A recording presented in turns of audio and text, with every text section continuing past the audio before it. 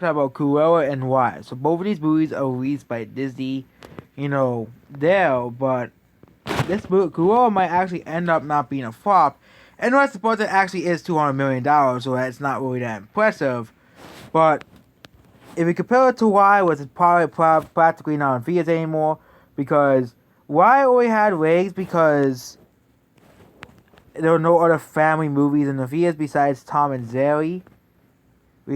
So it was basically it was a monopoly for Wire, but Wire still was basically a big flop. Its budget had only made $120 million worldwide or something like that, and this movie was a massive flop. Why is Wire a flop but not Cruella? It depends on the budget, but again, the budget ranges from $100 million, which again, if Scott Mendelson is correct, that means this movie is not a flop. Cruella is not a box office flop. Even then, it could make back the $80 to $100 million from Disney Plus premium access worldwide. It could make back it from that and Blu-ray and DVD. Unlike Mulan, where it didn't have any box office budget whatsoever, and that's the difference between Mulan and Cruella, because Cruella made money and then it probably needed to make $100 to $200 million in the theaters. It probably was going to make like $200 million there, but sadly, Cruella is going to be a success, but not Wire. As someone kept trying to argue that Wire was a flop, the budget for Wire is on $125 to $150 million. But either way, people don't. The guy who said Wire isn't a flop doesn't understand. Even if it did make $150 million, which was a gross misunderstanding from me, I said it was $150 million. It was actually 120.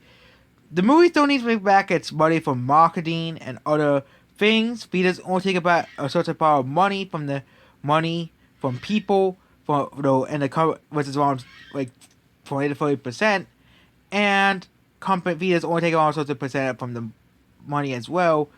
Well, which is around 60%, and of course some international markets, like especially China, where the movie bombed there, and it only takes like and some international markets is like 80% of the box office goes back to Disney.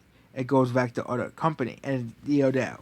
So Cruella is not doing too well worldwide, But this is what I mean by movies that when I talk about like the other example I have is Hitman's Bodyguard and In the Heights and Spirit Untamed. All three movies failed to capture an international audience compared to F9, compared to Godzilla vs. Kong, and compared to Cruella.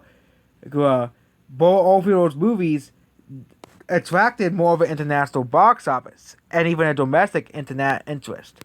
Let's look at the highest grossing movies of the year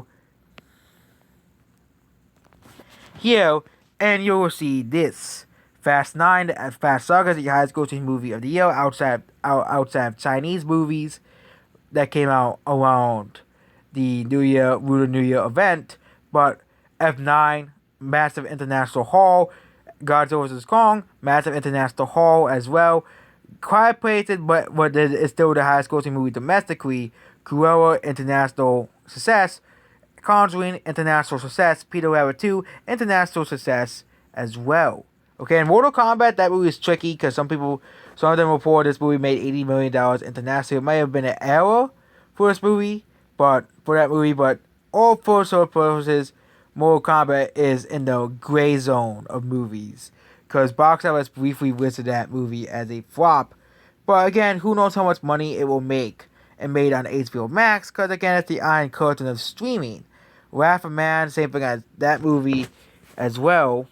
I'm not really going to add those movies to the list again.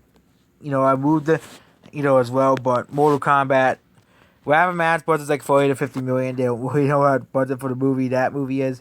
With Mortal Kombat, did they change it back? No, it's over 83 million at Box Office Mojo.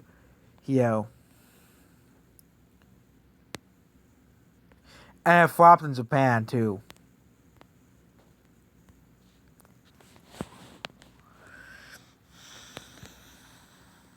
Wrath of Man.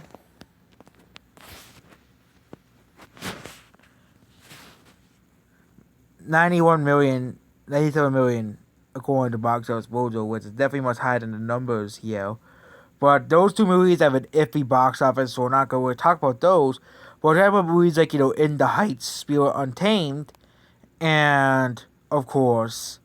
Boss Baby, that is basically because it doesn't really have, because the movie schedule is so messed up. Most international markets is coming out in September and October and August.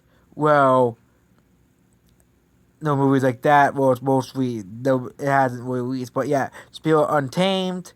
Yeah, movies like Spirit Untamed coming out. Yeah, movies like Hitman's Ice Bodyguard, which as well $55 million budget because movies don't come cheap anymore, and of course movies like The Forever Purge, which again the Purge is historically a franchise that doesn't really do too well internationally, so it needs to do better domestically as well. And several other movies, including movies like, of course, let's not forget In the Heights, one of the world most hyped movies by the critics, because of course the critics finally got a movie that they liked. But again, nobody cares about it internationally, so no one cares about it domestically. I think that's why international box office is so important, especially in recovery in the box office, because a lot of these movies are going to lose money, like Spirit Untamed, In the Heights, and